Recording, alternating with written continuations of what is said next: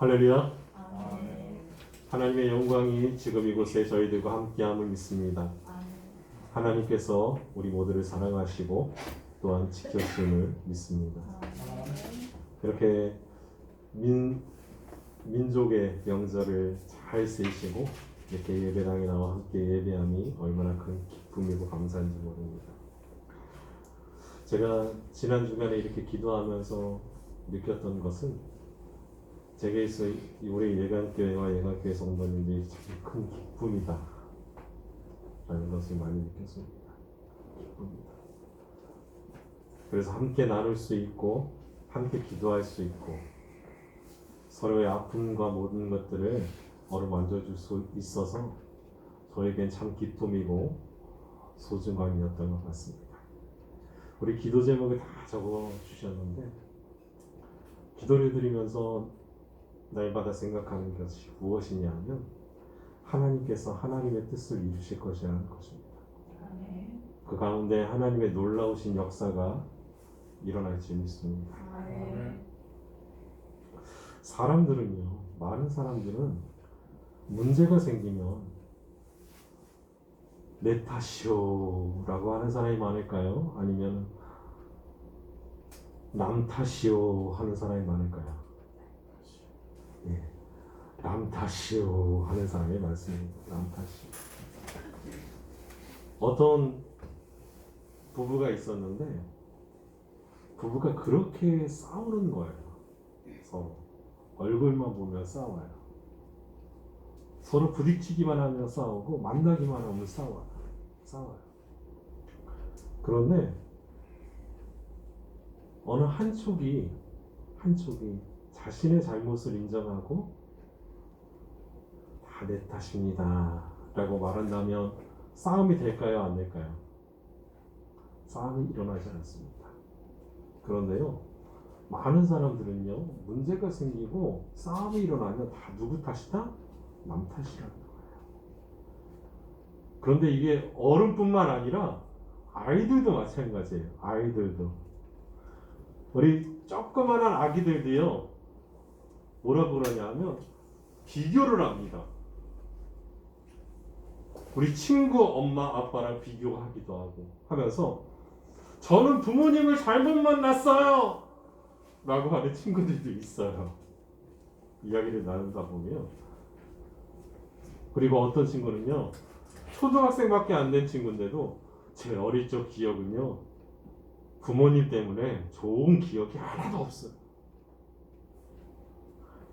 부모님이 맨날 강압적으로 학원 가라고 공부하라고 내 자유 시간을 하나도 주지 않았어요. 하면서 누구 탓을 하느냐? 부모님 탓을 해요. 그리고 좀 나이가 들면 누구 탓을 하느냐? 배우자 탓을 해요. 배우자 탓. 아유, 저는 배우자를 잘못 만났어요. 눈에 뭐가 씌었는지 그때는 좋았는데 그때는 참 좋고 좋은 사람이지만 알았는데 지금은 편할 날이 없어요. 여러분, 배우자가 변한 걸까요? 아니면 내가 변한 걸까요? 배우자는 그대로예요. 그대로예요. 사람은요, 여러분, 변하지 않아요. 변하지 않아요. 그대로예요. 그런데 내 시각이 달라지고 다른 사람을 탓하기 시작하는 거예요. 또 학생들은 누구 탓을 하느냐? 친구 탓을 해요. 내가 친구를 잘못 만나서 잘못 만나서 내가 이렇게 됐어. 여러분, 끼리끼리라는 말이 있어요. 끼리끼리가 뭐죠? 같은 성격, 같은 종류의 사람끼리 어울린다는 거예요. 그래서요, 친구를 보면요, 지금 내가 어떤 생각을 가지고 있는지를 알아요. 그런데 누구 탓을 하느냐? 친구 탓을 해요. 또 학교 선생님을 탓하기도 하고, 사업하시는 분들은 동업자를 탓해요. 내가 믿었던 동업자가 내 모든 것을 다 날려버렸어. 하고 동업자를 탓합니다. 이렇게 누구 때문에 지금 이렇게 됐다고 얘기를 해요. 누구 때문에 이렇게 됐다. 그러나 실제로 그와 같은 문제나 어려움 만났을 때 결국 문제는 누구에게 있느냐? 나에게 있다는 거예요. 나에게. 결국 문제는요, 자기 자신에게 있어요. 내 자신. 우리 인생에 있어 가장 큰 장애물이 무엇이냐? 바로 나예요. 다른 사람이 아니라 나예요. 결정 못하는 나고, 선택 못하는 나고, 집중 못하는 나예요. 집중 못하는 나. 가장 큰 장애물, 가장 큰 문제는 바로 자기 자신입니다. 그래서 남을 탓하기 전에 누구를 먼저 봐야 하느냐? 나를 봐야 해요. 나를 봐야 해요. 저도 가끔 이렇게 부부싸움을 하기도 합니다. 가끔. 몇 년에 한 번? 그런데요, 저는요, 화가 한 번 나면 눈에 보이는 게 없어요. 눈에 보이는 게 없어요. 그래서 화가 나면 어떻게 하느냐? 그냥 교회로 지켜갑니다. 교회를 지킵니다. 왜냐하면 내 화를 식혀줄 사람은 누구밖에 없어요? 하나님밖에 없어요. 그런데 참 희한하게 제가 부부싸움을 하고 말다툼을, 부부싸움이 아니죠. 말다툼을 이렇게 하다가 화가 딱 나서 제가 교회를 가려고 딱 나가려고 하는데 아내가 참 지혜로워요. 제가 좋아하는 맛있는 요리를 딱 해놓고 이거 먹고 가. 그러면요, 그 밥상 앞에 딱 앉는 순간 모든 것이 다 풀어져요. 밥상 앞에 앉는 순간 모든 것이 다 풀어져요. 왜요? 음식이 너무 맛있어서. 그래요. 우리는요 조금만 참으면, 조금만 인내하면요, 그리고 내 자신을 돌아볼 수 있는 시간 조금만 있으면요, 모든 어려움을 이길 수 있어요. 제가 서점에 가서 어떤 책을 이렇게 봤는데 그 책 제목이 뭐냐면 이렇더라고요. 오늘 죽고 싶었다. 그래도 떡볶이가 먹고 싶다. 정말 죽고 싶은 마음이 있었는데 뭐가 먹고 싶어요? 떡볶이가 먹고 싶었대요. 그래서 떡볶이를 먹으면 어떻게 될까요? 죽고 싶었던 마음이 다 사라진다는 거예요. 사라진다는 거예요. 우리는요, 내 자신을요, 바로 알기 시작하면, 내가 지금 원하는 것을 바로 알기 시작하면 모든 문제가 하나하나씩 해결된다는 거예요. 해결된다는 거예요. 나의 죄와 허물, 나의 연약한 모습, 나의 고집, 교만, 그 속에 있는 어그러진 마음들, 뒤틀린 마음, 내 자신의 모습을 정확히 봐야 돼요. 그런데 문제는 이거죠.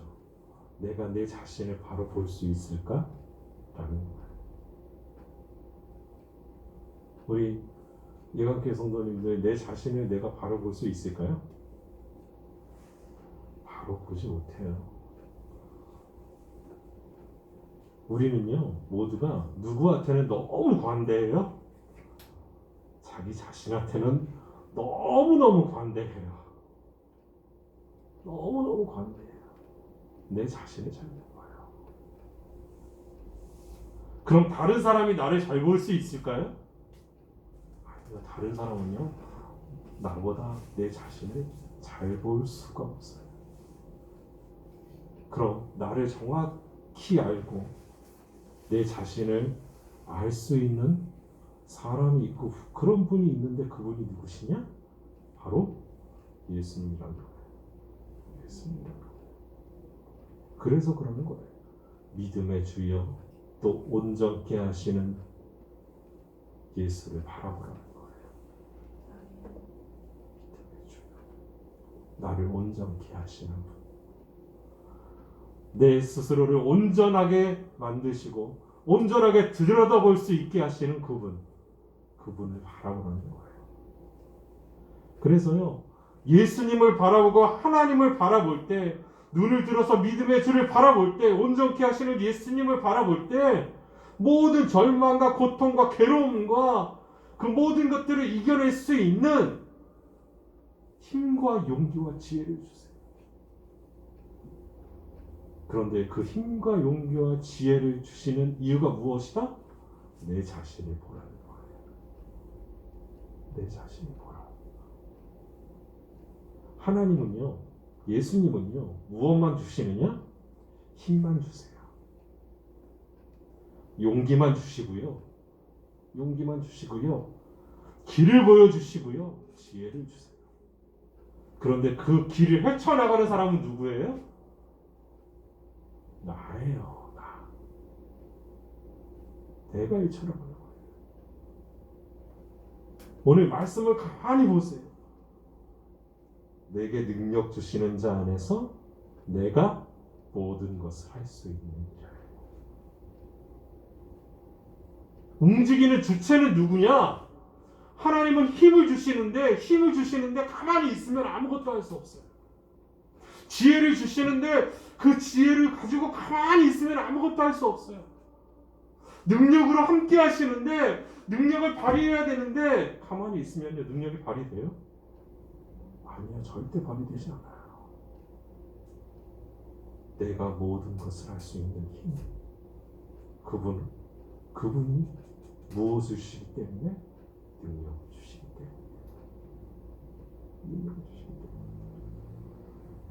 우리 11절 말씀, 내가 궁핍함으로 말하는 것이 아니니라 어떠한 형편에든지 나는 자족하기를 배워노라. 자족이 무엇이냐? 자족이 무엇이냐? 사전에서 이렇게 말하더라고요. 스스로 모든 일에 만족하고 감사하는 것. 스스로 모든 일에 만족하고 감사하는 것이에요. 하나님께서는요, 우리를요, 하나님의 사명자로 만드시기 위해서, 일꾼으로 만드시기 위해서, 하나님의 귀한 그 그릇으로 만드시기 위해서 우리를 연단하세요. 연단하세요. 여러분, 연단이 없는 그릇은 없어요.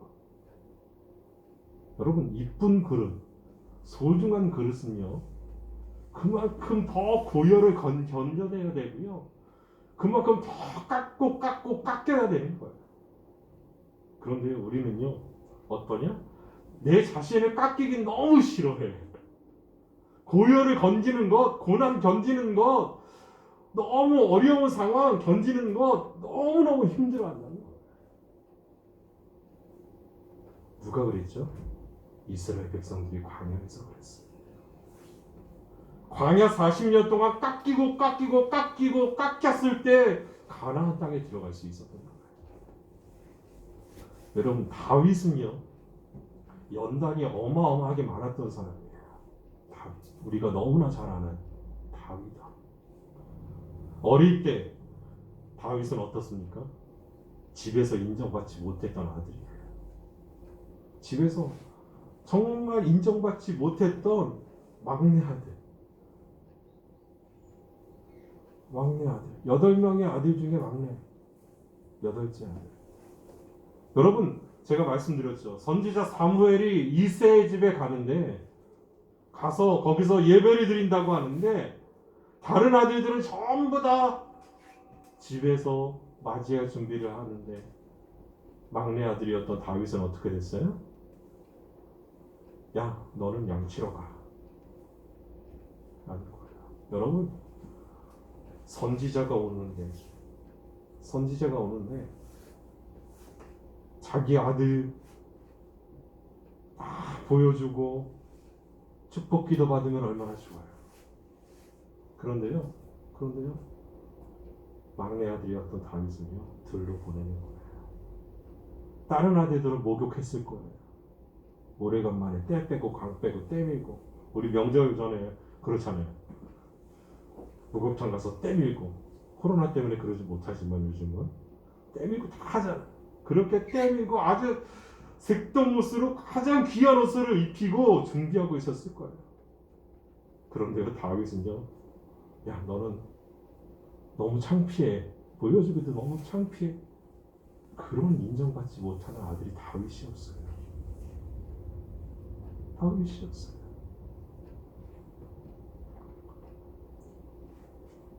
그래서 다윗은요, 집에 머물러 있지 않고 나가서 양을 치고 있었던 거예요. 근데 성경을 보면 사무엘이 집에 딱 왔을 때 아들 들어와라, 아들을 데려오십시오 했을 때 첫째 아들 딱 들어갔는데 너무 잘생겼고 너무 잘났어요. 그러니까 이 아들이구나, 하나님 이 아들입니까? 하고 기름을 부으려고 하는데 하나님이 뭐라고 해요? 아니다.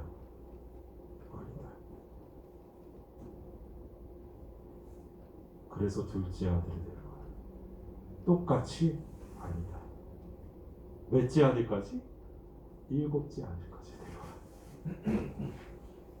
더 아들이 없냐고 하니까 너무 창피해서 선지자 사무엘이 오는데 들에 나가서 양을 치는 아이가 있는데 데려올까요? 그래, 데려와라. 그래서 기름 부음 받았던 하나님의 사자가 누구였냐?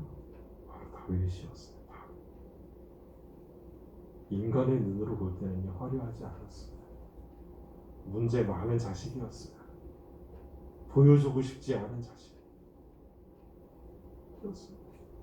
별 볼 일 없는 자식. 그런데 하나님이 그를 선택하세요. 그가 골리앗 장군을 무너뜨린 다음에 민족의 영웅이 됐는데도 사울 왕의 미움을 받아서 도망자 신세가 돼요.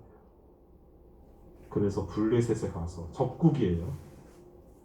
블레셋 장수를 이겼는데, 블레셋 장수 골리앗을 이겼는데 블레셋으로 도망가요, 여러분. 적국으로 도망가는 거예요.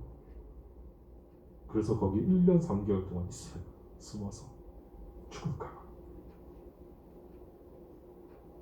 그리고 다시 돌아와서 왕이 됐는데 이번에 누구에게 쫓겨요? 자기 자식에게 쫓겨요. 압살롬에게 쫓기는 거예요. 그래가지고 도망쳐요. 그때 지었던 시가 시편 23편이에요.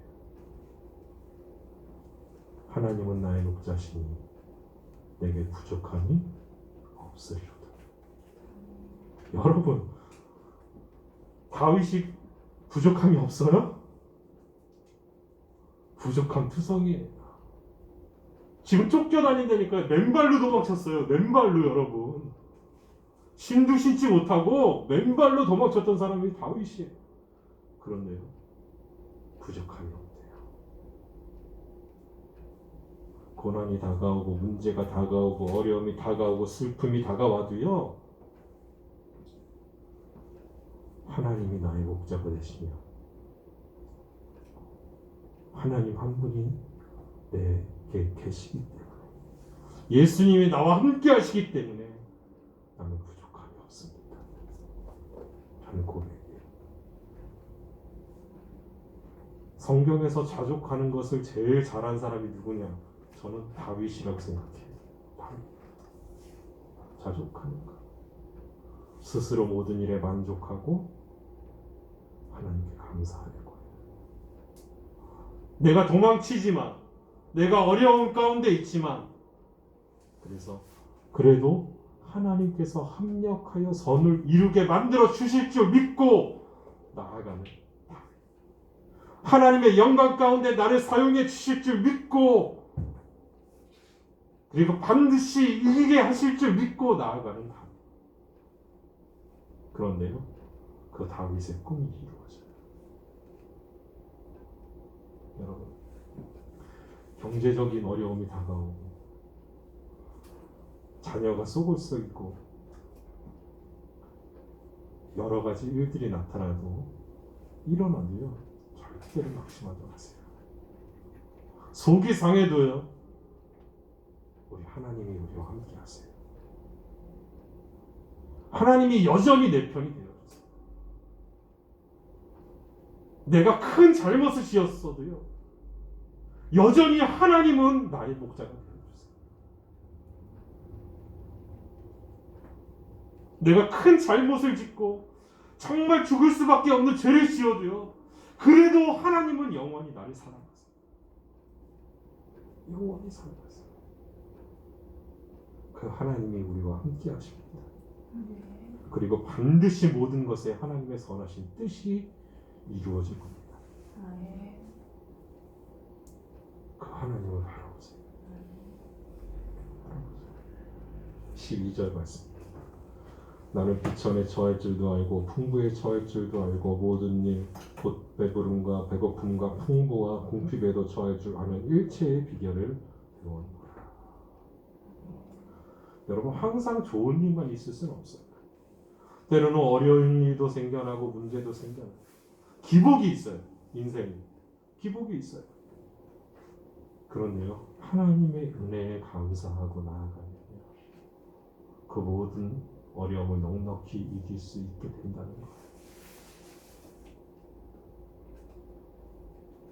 예수를 믿는 사람, 예수님을 믿는 사람은요, 어떤 환경에 처해도 감사할 줄 알아야 돼요. 감사할 줄 알아야 돼요. 우리 사도 바울을 보세요. 굉장히 위대한 사도고 하나님의 사도고 소아시아의 교회를 개척했던 사람이에요. 그런데요, 그 사도 바울에게도 약점이 있었어요. 약점. 그 약점이 뭐냐? 뭘까요? 그 약점이 육체를 찌르는 가시가 있었어요. 가시. 많은 학자들이 그게 무엇일까? 그게 어떤 것이었을까? 찾으려고 하는데 아직까지 정답을, 사도 바울이 어떤 질병이 있었는지 찾아낸 사람은 없어요. 추측만 해요. 어떤 사람은 안질일 것이다 라고 합니다. 안질. 눈이 계속 어둡고 뭐가 낀 것 같고 눈이 부르트고 하는 안질일 것이다. 그런데 대부분의 학자들은 뭐라고 생각하는 줄 아세요? 대부분의 많은 학자들은요, 그 육체를 찌르는 가시가 간질병인 것이다 하는 거예요. 간질. 그에게 간질병이 있었을 것이다 추측을 해요. 추측해요. 그 가시가 어떤 것이든요, 그것이 바울에게 얼마나 큰 고통이었는지 몰라요. 전도를 하려고 하는데, 복음을 전하려고 하는데 갑자기 간질이 일어나서 쓰러지기도 하고 갑자기 몸이 아파서 부들부들 떨기도 하고 그 가시를 제해달라고 기도했어요. 3번이나 아주 눈물 콧물 흘리면서 절절하게 간구를 했어요. 그런데 육체의 가시가 없어졌을까요? 아니요. 하나님께서 바울에게 말씀하시죠. 내 은혜가 내게 족하도다.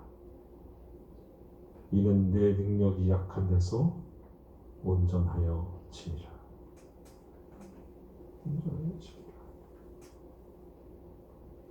바울은 이때 그 육체의 가시를 깨닫게 돼요.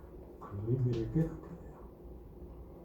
자기가 지금까지 고통스럽게 생각하던 가시로 인해서 자기가 더 큰 은혜를 받고 있다는 거예요. 더 큰 은혜를 누리고 있다는 거예요. 내가 약점이라고 생각했는데 그 약점이 은혜였다는 거예요. 그 약점이 최고의 선물이었다는 거예요. 내 약점이 자식이 될 수도 있고 부모가 될 수도 있고 내 약점이 경제적인 것이 될 수도 있고 아니면 지혜가 될 수도 있고 친구가 될 수도 있지만 그 모든 것들이 어떻게 했더니요? 가장 큰 하나님의 은혜였다는 거예요. 은혜였다는 거예요.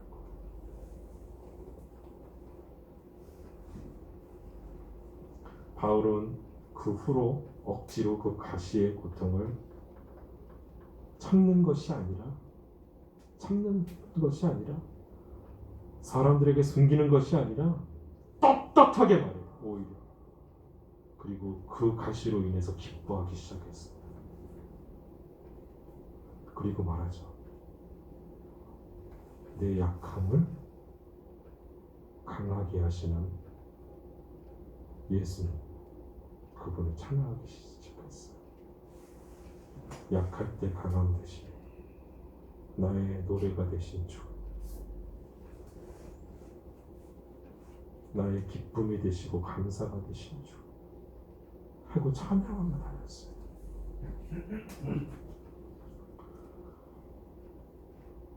약할 때 오히려 그리스도의 능력이 자신을 통해서 더욱더 온전하게 나타난다는 사실을 알게 된 거예요.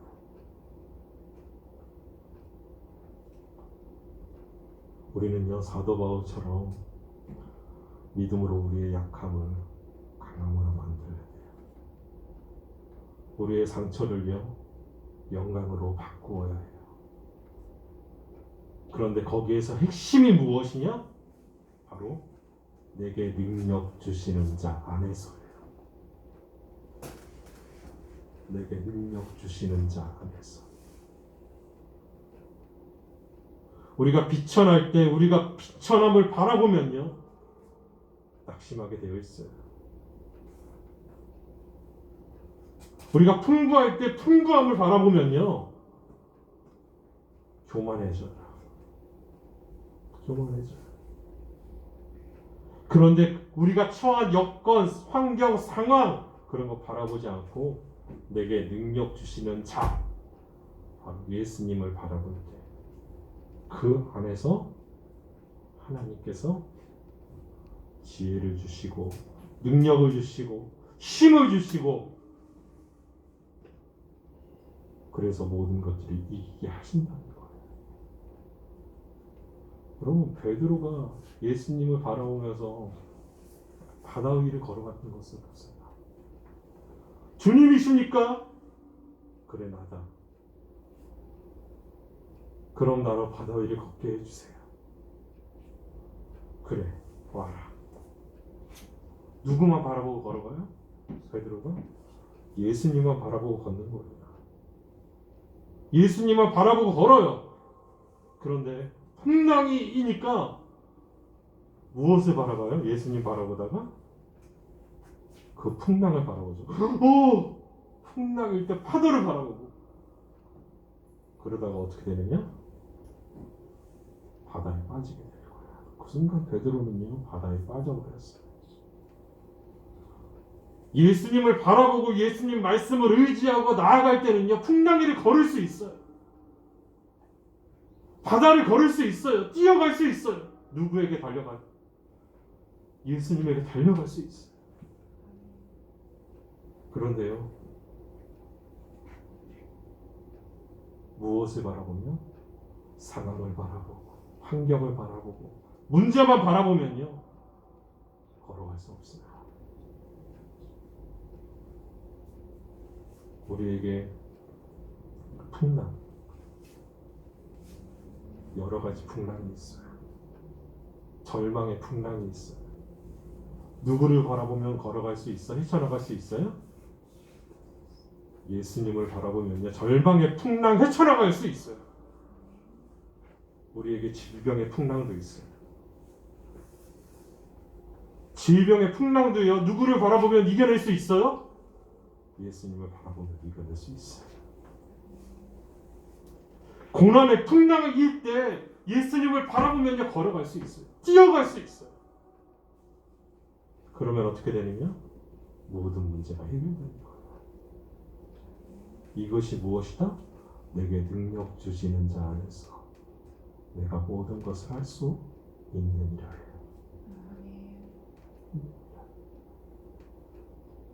여러분 할 수 있습니까? 아멘. 할 수 있습니다. 우리 다 같이 한번 해볼까요? 나는 할 수 있습니다. 다 같이 해볼까요? 하나, 둘, 셋. 나는 할 수 있습니다. 맞아. 우리는 할 수 있어요. 우리에게 어떠한 고난이 와도, 어떠한 문제가 와도, 어떠한 상황이 와도 그것들을 이기게 하실 능력을 가지고 계신 분이 예수님 나와 함께 하시겠다. 제가 말씀드렸죠. 내가 어마어마하게 큰 죄를 지었다고 예수님이 나와 함께 하지 않는다? 아니에요. 여전히 우리를 사랑하세요. 끊임없이 사랑하세요. 그리고 지혜를 주시고 힘을 주시고 능력을 주세요. 그런데 문제는 그거죠. 지혜를 주고 힘을 주고 능력을 주는데 나는 가만히 있어요. 내가 기도만 하고 가만히 있어요. 나는. 하나 예를 들까요? 전도를 하는데 기도만 해요. 그 사람 하나님 전도하게 해주세요. 우리 사랑하는 딸 전도하게 해주세요. 우리 할머니 전도하게 해주세요. 기도만 해요. 하나님한테 기도만 계속해. 1년을 하고 2년을 하고 3년을 해요. 그렇다고 할머니 마음이 확 바뀌어가지고 예수님을 믿을까요? 아니에요. 믿음으로 기도하고 지혜를 주셨으면, 힘을 주셨으면, 용기를 주셨으면, 능력을 주셨으면 기도하면서 할머니 예수님 믿으세요. 나랑 같이 교회 가요. 그 말 한마디가 역사를 일으켜요. 이게 무엇이냐? 행동이에요. 행동. 내게 능력 주시는 자 안에서 내가 모든 것을 할 수 있는이라는 믿음을 가지고 예수님이 주시는 힘으로, 용기로, 능력으로 모든 것들을 이루어가는 저와 여러분들에게 예수님의 이름으로 축원합니다. 기도하겠습니다. 거룩하신 하나님,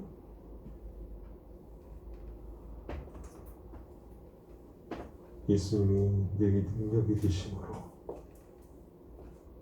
예수님 안에서 모든 것을 할 수 있음을 믿습니다. 고난이 너무나 커서 밤잠을 이루지 못하고 눈물밖에 흘릴 수밖에 없는 그런 상황 속에서도 하나님이 내 능력을 믿습니다. 하나님이 우리 도우심을 믿습니다. 그 능력을 믿고 순종하며 나아갈 수 있도록 주님 우리를 붙들어 주시옵소서. 그래서 모든 것들을 이루어드리면 저희들의 삶이 되게 하여 주옵소서. 영광 받으실 하나님을 기대하며 예수님의 이름으로 기도합니다. 아멘.